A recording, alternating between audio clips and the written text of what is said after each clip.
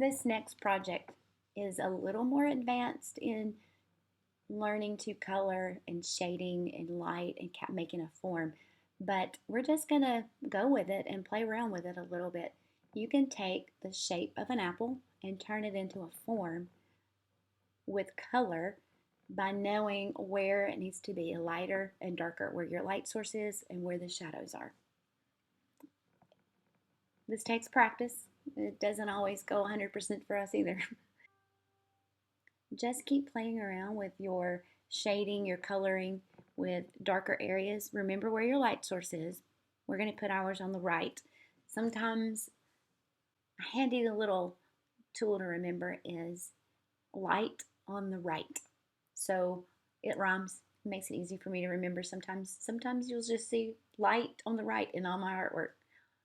Or if you put light on the right, it'll put shadows on the left. And so this is just a fun little way to remember where you can put light, but light can be anywhere and all around you, and you have to just know where your light source is so you can see where to make your lighter areas and blend out to your darker.